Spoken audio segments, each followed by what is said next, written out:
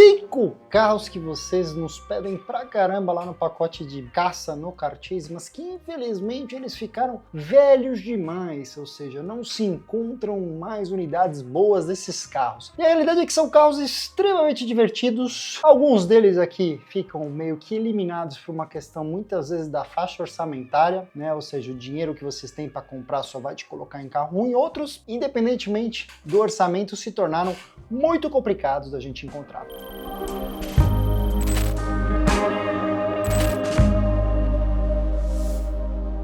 Bom, vamos começar do começo. Camaro, meus amigos, nossa senhora, o Camaro tem uma situação muito peculiar, porque ele é meio que de fases, mas agora acho que já dá para sepultar de vez o conceito do bom Camaro abaixo dos 240 mil reais. Meus amigos, para você que nos assiste já deve estar careca de saber que desde 2010, quando a Chevrolet optou por trazer o Camaro oficialmente para o Brasil, esse carro meio que marcou o nosso mercado como uma oferta de um carro que oferecia o V8, razoavelmente pouco complexo de manter e obviamente que caiu nas graças de um público meio esquisito, especialmente pela música do Camaro amarelo. Mas a versão do carro que a gente teve foi oficialmente a SS, certo? Equipada exclusivamente com o câmbio automático. E curiosamente com 406 cavalos, que muitos dizem, ué, mas é mais capado em relação à versão americana? Não, meus amigos, a realidade é que o automático vinha com o motor LT1, que era justamente com 406 cavalos, enquanto que o manual vinha com os 426 cavalos. Um carro que até ficou notório por muita gente falar, ai, porque toma muito pau até de Golf estágio 2. Mas eu sempre gosto de insistir para todos vocês que, na realidade, a central do Camaro é muito inteligente, ela consegue fazer uma leitura muito apurada da qualidade do combustível que está lá. Então, naturalmente, ela ajusta a ponta, ajusta a ignição e o carro acaba ficando mais lerdo. Mas não deixa de ser um carro que eu sempre gostei muito de comprar lá no Carchase, mas que infelizmente hoje, pelo contexto da Opera, é difícil de encontrar em bom estado e até chato, porque passa uma impressão que existe carro pra caramba à venda aí no mercado, porque vocês entram, né? Mas aí você começa a restringir, por exemplo, às vezes a pessoa não quer uma cor ou outra, quer carro sem retoque, quer carro com uma limitação de quilometragem, mas um especial que a gente pega é mesmo o melhor do projeto técnicos, né? Os melhores projetos técnicos também sofrem com uso e com falta de manutenção. E aí a qualidade do combustível que você tem que usar, né? O custo, por exemplo, de pneu do Camaro é caro pra caramba, a visibilidade externa do carro é ruim, então retoque é comum, equipamento subpar também, então mesmo esses carros a gente pega eles muito, mas muito sambados. E eu considero uma porta de entrada, né? Muita gente bate na tecla que, ai, quero andar de V8, e aí vai se meter num restão de rico alemão cheio de tecnologia que faz um uso bem diferente do V8. O Camaro não, ele veste as cores do V8, mas infelizmente, para você comprar um Camaro hoje, eu diria assim, para você entrar no mínimo com um orçamento de uns 240, 250 mil, que você tem acesso a carros com uma qualidade um pouquinho melhor. E abaixo de 200 mil, praticamente proibitivo. Subindo na escadinha aí, obviamente, se você quer comprar qualquer um desses carros que eu tô falando aqui, não sabe nem por onde começar, ou até mesmo por que eu não te ajudaria a comprar, por que você deveria fugir, você pode contar com a assistência minha e do meu time lá no Carchase. Lá existe a consultoria, onde eu te explico aonde você vai se meter, aonde você está entrando, diante do contexto atual do mercado, e até mesmo o que eu sugeriria você comprar diante do que você está de olho. Tá gostando do que viu? Deixa um like, conhecer o canal agora, inscreva-se, ative a notificação no sininho. Parece uma bobagem, gente, mas é uma coisa tão sutil nos tempos que a gente está vivendo que isso ajuda o vídeo a ficar evidente. Inclusive, se você ativar a notificação e der o like, você vai chegar no conteúdo desse vídeo antes dos demais. Porque muitas vezes você vai assistir esse vídeo daqui a 2, 3 semanas, o que acontece? Ele está desatualizado e você talvez tenha perdido a oportunidade de encontrar aquele carro que você tanto sonhou. A próxima escadinha aí, em geral, eu vou colocar que é o Golf GTI, o Mark 7. Gente, acho que o último que eu comprei foi um blindadinho 2015 com 40 mil quilômetros lá no Carchase. Foi o último e mesmo assim dá dor de cabeça, gente. Não adianta. Infelizmente o Golfão, ele tem uma legião de fãs gigantesca, não tem nem por onde começar a falar para vocês. Ele marcou nosso mercado, marcou época, tem projetos incríveis aqui no Brasil, né, de preparações pesadíssimas com o Golf, e acho que esse é um dos grandes problemas, né? Mesmo o melhor dos projetos técnicos também sofre com uso, falta de manutenção, preparações mais pesadas, né? Então o que acontece? Cara, é um carro dos mais difíceis que a gente tem para encontrar hoje no nosso mercado. A gente apanha muito lá no Carchase, porque O comprador de Golf, ele vem com uma certa exigência, com uma certa expectativa, e nós também temos uma régua mínima de qualidade, entendeu? Às vezes a pessoa até flexibiliza um pouco, tá disposto a passar em algumas coisas assim, ah não esquenta a cabeça que isso aqui tá tudo bem pra mim, mas a gente, né, vocês nos pagam pra colocar o coração de vocês de molho e ajudar a tomar uma decisão um pouquinho mais consciente. E, cara, a história dos golfões GTIs ou os Mark 7 são muito complicadas, né? Tipo assim, é um carro que não teria tanta complexidade, o câmbio é bom, tirando a questão de bomba d'água, que é uma coisa crônica de todos os VAGs dessa geração, né? VAG as in Volkswagen, Audi, Porsche, a partir de 2015 teve um problema de especificação do fluido lá de arrefecimento que gerou desgaste precoce da bomba de água. O problema é o uso, cara. O carro caiu muito na mão, desculpa o estereótipo, mas a molecada é cupim, arrepia, destrói o carro num nível que a gente não consegue entender. É muito mais fácil você comprar o A3 Sedan 2.0 do que comprar o Golf GTI, que é um carro praticamente gêmeo de trem de força, entendeu? Mas bom, o GTI chegou inicialmente lá em 2014 e 15, alemão, ainda com a turbina IHI, que dava problema, mas essa altura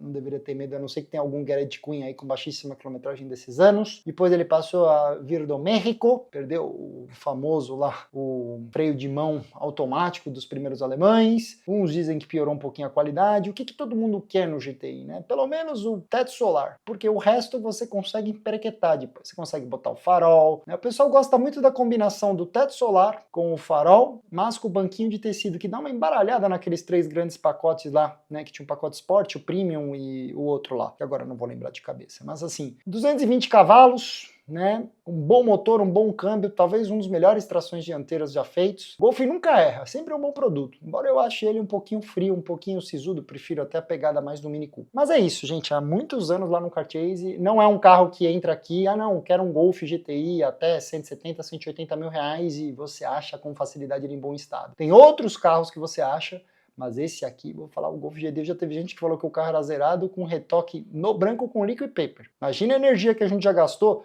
que eu digo assim, tipo, quando você precisa ver 5, 6 carros para chegar num bom, é óbvio que o mercado do carro secou. Próximo, um carro, esse pega muita gente desprevenido, porque as pessoas esquecem. Estamos falando de A45 e CLA 45 AMG, especialmente os carros 14 e 15, e ali no 16 quase já pega sub 200 mil. Esse carro tem um divisorzão de águas, tá? 2016 é o facelift, a gente sai do o famoso motor M139.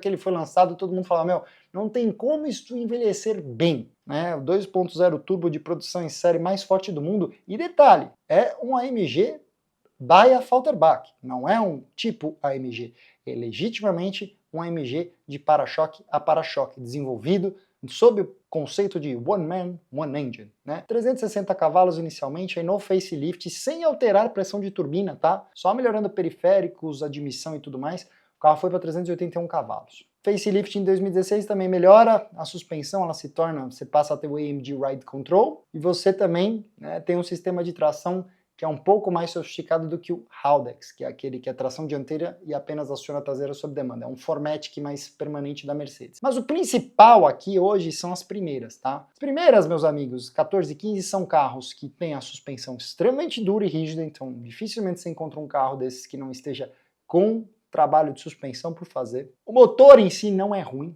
mas vai sofrer por muita galera sentando o pau, sentando o cacete, mas até diria que ele tem a turbina especialmente, tipo, ela aguenta um desaforo, viu, gente? Mas o problema é o resto, gente. Então, tipo assim, o principal que assusta o pessoal aqui é a história do diferencial traseiro, que ele tem um roteiro de manutenção preventiva que é negligenciado, especialmente porque ele caía fora de um período de revisão em garantia, né? E aí o que acontece? Quando você descobre que se você não tiver o caminho das pedras, o atalho, souber garimpar, mecânico de confiança e tal, um diferencial traseiro novo custa 90 mil reais num carro que está sub 200 mil reais. Então assim, 2 gargalos que a gente pega com uma frequência é falta de manutenção no câmbio de dupla embreagem de 7 marchas aqui, que a galera não faz direito, eu já vi gente botar fluido errado, o câmbio ficar errático e quebrar, e a caixa de transferência, o diferencial traseiro. Então, quando você junta isso na equação, gente, o que você tem no mercado é um cardápio muito vasto de carros que são de pessoas fugindo do problema, né? Qual que é a principal disciplina das pessoas que têm um carro com problema? Vender o carro, passar a bola para frente. Então dá uma resetada, troca um fluido e ó, dá tempo certinho de estourar na bomba do próximo desavisado. E é tentador, porque esse carro é um foguete, O que isso aqui anda, nada do que eu falei aqui anda tão bem quanto esse carro no mundo de verdade. Traçãozinha integral, agressiva, uma delícia. Outro carro que, puxa gente, que eu adoro pela competência, pela versatilidade, mas também é um queridinho do pessoal da preparação, é o Audi S3. A partir de 15 e 16, esse carro chegou no Brasil, tanto na versão Sportback quanto na versão Sedã. Ele usa uma versão um pouquinho mais apimentada do EA888, que está no cofre de Golf GTI, Jetta Jali, Volkswagen Passat, Tiguan R-Line. Na realidade, é o EA88 na posição transversal. Ele usa um sistema de tração integral do tipo Haldex, ou seja, sob demanda ele é dianteiro e aciona a traseira quando precisa. Também tem um câmbio de dupla embreagem, banhado a óleo, que é muito bom. Diferenças, ele tem uma relação de marcha um pouco mais curta, o trabalho da tração é muito inteligente, a suspensão. O S3 ele é um carro que até primeiro contato ele é um carrinho meio frio. Você fala assim, beleza, ele é aqueles 15, 20% a mais de experiência ao volante mais refinado de um Golf GTI, por exemplo. Mas quando você começa a conviver e viver com o carro, colocar ele em serrinha, estradinha, tipo Romeiros, tipo subida da Serra de Campos, entre outros lugares. Eu lembro quando eu passei o final de semana com esse carro lá atrás, e eu fiquei encantado, porque eu falei assim, puta, logo de cara eu falei, legal, não vi algo tão especial, mas à medida que você começa a conviver, situação de clima ruim, o carro é incrível de dirigir. Ele veio com 280 cavalos, se não me engano, aqui pro Brasil, uma versão que foi até um pouquinho mais capada em relação ao acerto europeu, mas é um pouco do fenômeno do Golf GTI, muito carro preparado, muito carro fuçado, muito carro que já se acidentou. Não é um carro que a gente consegue sair para buscar com facilidade, que tem uma ampla oferta de carro. Entendeu? Infelizmente a maioria dos carros tem muita idade, tem muito uso, tem muita quilometragem, muitas vezes são os famosos bala mastigada, reembalada para pegar o próximo doido, né? E obviamente o campeão, acho, de carro malhado, sambado, incomprável, é a BMW M135 e que daria para colocar paralelamente também a irmã Coupé M235, lançados ali em 2013, 2014 veio o M235, né? Esses carros famosos 6 em linha, com uma turbina só, apesar da tecnologia de Twin Scroll da BMW, né? Basicamente você tem ali questão dos dutos variáveis, né, da turbina, que dá bastante elasticidade. Motor em si, o N55, ele é um motor muito bom em termos de ele acender mais cedo que o antigo N54 biturbo e ser mais elástico de cima. Tem uma sutil diferença de calibragem, né? 320 cavalos na M135, 326 cavalos na M235. Chassi é engraçado, o Série 1 é um pouquinho mais rígido, você sente que você chega mais rápido no limite de tração, enquanto o M235 tem um pouquinho mais de jogo. Problema, gente, novamente, ainda preparações muito bem feitas, não é para quebrar. O problema é que hoje, a maioria dos carros tem uma quilometragem, um uso muito vantajoso, você vai ver que o carro tá sambado, tá cansado, tá derrubado. E, gente, não preciso nem falar, esses carros não podiam ver uso severo, uso intenso em track day, né? A pescador da bomba de óleo não aguentava a atribuição, curva de raio longo como o Sol em Interlagos, né? Você tinha um problema de realmente não conseguir lubrificar, do óleo ir demais para um lado, né, da história toda e o pescador não dá conta do recado. O N55 é um motor que tem também, por incrível que pareça hoje, à medida que eles estão envelhecendo, desgaste por natureza de bronzina também, junta isso com a questão da bomba de óleo, e aí você não consegue identificar o passado do carro. Bom, é a receita da bomba, gente. A gente já viu alguns casos de até conhecidos, amigos próximos, que explodiram um motor desse, especialmente porque fizeram um uso intenso em pista, não foi um, não foi dois, foi uns 4, 5. E cara, infelizmente é isso, né? Quando era novo era muito bom, mas ninguém comprou esses carros para andar na paz. Curiosamente o carro é extremamente versátil, é usável, não é tão duro, né? É uma delícia de andar. O pessoal até tem medo da questão da caixa de direção, né? Barulhenta hoje já tem solução para isso, da própria BMW.